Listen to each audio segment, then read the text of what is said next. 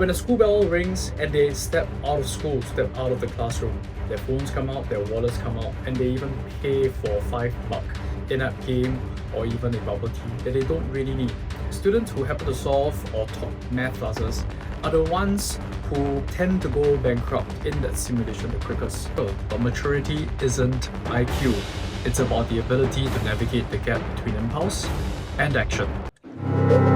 Welcome to Leaven Academy. We're here to help you achieve your goals with expert guidance and support. Think about it for a second. We do dedicate financial literacy in our curriculum. We teach them the formulas, we teach them how to understand bank balances, statements, and even to know the power of compound interest. But when the school bell rings and they step out of school, step out of the classroom, their phones come out, their wallets come out, and they even pay for $5 in-app game or even a bubble tea that they don't really need. Most schools treat financial literacy as a logic problem. We think that if we give 15-year-olds enough information, they will be disciplined with long-term decisions. That is a lie. And as educators, we're seeing the results. We're producing people who are capable of passing academically, but biologically incapable of resisting impulse. We have to start treating it as a biological muscle. And that's why today, I want to show you why that's the hardest and most important shift you will ever make in your school. That would worry most HODs. We do run these high-stakes simulations where students have to manage a life budget over the course of a few minutes. And here is the paradox. Students who happen to solve or top math classes are the ones who tend to go bankrupt in that simulation the quickest. They can understand the theory of money. They're able to explain needs versus wants perfectly on worksheets. But the moment real-world friction is introduced, the moment they see their peers buying something attractive, the logic disappears. I do remember fondly a student, pretty good, able to calculate the interest rates and the savings within a couple of minutes, and she was technically the smartest person in the room. 5 minutes later, there was a simulated limited time offer, and she spent her entire savings. When I asked her why, she just said, I felt like I had to do it. That is what I call the high achiever paradox. Academic smartness is not a shield against impulse spending. It is in fact a distraction. Because we assume they are bright, they must be mature. But maturity isn't IQ. It's about the ability to navigate the gap between impulse and action. To bridge this gap, we have to introduce a new framework into our schools. I call this the maturity margin. Think of it like this.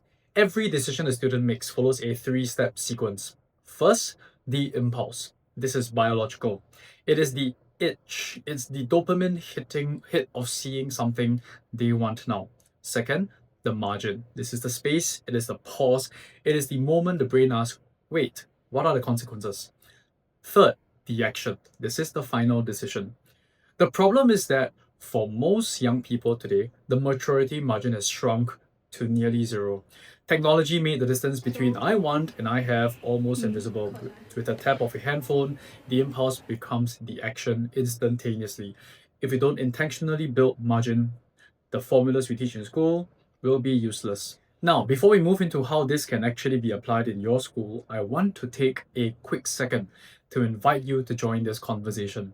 At Leaven Academy, we are on a mission to shift the focus of education from just informing students to truly informing them for the complexities of life. If you are a school leader or an educator who believes that maturity and character are just as vital as academic results, please hit the subscribe button and give this video a like. It's a really tiny action, but it helps us reach more leaders who are looking for these exact frameworks. And I'd love to hear from you in the comments. What is the most impulse behavior, or rather the most common impulse behavior that you see in your students today? Whether it's in the canteen or their devices, what is the one thing they can't seem to pause for? I read every comment and I love to learn from your observations on the ground. Now, I know what you're thinking. Ernest, how do I teach a pause? You don't teach it, you simulate it. The fastest way to build the maturity margin is to introduce what I call a simulated friction. Within the Singapore context, this is incredibly simple and simple to implement.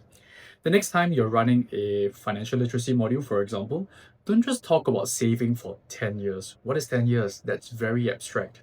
Instead, give them a 48-hour rule. Let's break it down even easier.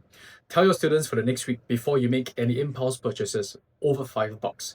Make sure that you actually wait 48 hours. You have to wait for 2 sunrises. Don't tell them you cannot buy it, just tell them that they have to wait. And what happens during those 48 hours? Most of the time, the dopamine wears off, the impulse dies down, and for the first time, the student actually experiences margin. This is a tiny win, but it's the first time many of them will feel the physical sensation of resisting an impulse. You aren't teaching them numbers and math, you're training their nervous system. Why is this so hard? It's because our entire school system is built on a short loop feedback model. Think about it. A student studies for 2 hours, takes a test. These are the last minute players, and they get a grade. They do a project, they get a gold star. The loop is closed really quickly. They're conditioned to expect an immediate return on the effort given to them. But money, most of the time, it is a long loop game. Stewardship is invisible. You save today, you don't feel the benefit for 10, 20, 30 years. For a teenage brain, that's just neurologically impossible to comprehend. It's too painful. When we ask them to think long term, we're asking them to play a game for the rest of their school life that they're not prepared for. We have to acknowledge that school rewards intensity, but money rewards consistency. And these two are very different muscles. This brings me to the second issue. The belief that information leads to transformation. It often doesn't. We've all seen the compound interest graphs, the pennies double every day story. We think that if the student sees the math, wow, they're going to be confused, they're going to be convinced. But logic has no power over a dopamine hit. In the prefrontal cortex, the part of the brain responsible for decision-making information is just data. But a want is a feeling, and the feeling will be the data point every single time, regardless of the value attached to it. At Leaven Academy, we teach that financial literacy is a values problem before it is a mathematical problem. If a student doesn't value stewardship, the idea that they are responsible for the resources that they have, if a student doesn't value stewardship, the idea that they are responsible for the resources they have, then the best math lesson in the world won't stop them from spending. We have to stop teaching them to calculate and start teaching them to care about the consequences of their choices that they make. Finally, we have to address the Singapore reality, and this is quite important. We live in one of the most frictionless financial environments on earth. Everything is tap and pay. Everything is an electronic wallet. When money is invisible, the consequence becomes invisible too. When a student uses a physical $10 note, they feel it leaving their hand. There is physical friction. But when they tap a watch, they tap a phone, they don't feel anything. The maturity margin is at its absolute thinnest when the payment is digital. As educators, we have to find ways to bring that friction back. We have to make the invisible visible again. So let's recap what we have just discussed. First, long-term thinking is a muscle, not a concept. You cannot explain patience to a student. Second, the goal of financial education is the maturity margin. It's building that pause between the impulse and the action. Third, we have to move from short loop thinking to long loop stewardship. Building long-term thinking requires simulated friction. It requires us to stop giving them more information and start giving them more resistance. If you are a school leader or an HOD, head of a department, looking to refresh your approach to life readiness, here is an action plan for this term or whenever you watch this video. Audit your curriculum. Ask yourself, how much of our time is spent on math and how much is spent on behavior? If it's 90% on that math, that theory, your students are not prepared for the real world. Step 2, introduce the 48-hour challenge. Make it a school-wide experiment. Have teachers talk about their own 48-hour waits. Normalize the pause. They will get influence. Praise the wait for step 3, not just the result. When a student chooses to buy something and they delay gratification for that, recognize that.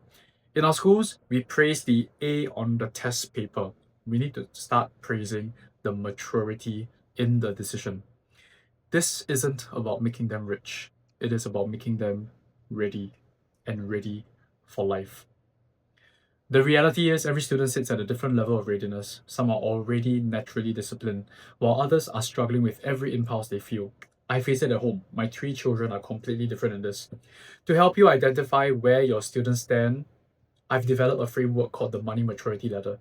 It's a diagnostic tool that we use at Leaven Academy to help educators see beyond the scores that they receive on their math paper and look at the actual behavioral maturity of their students.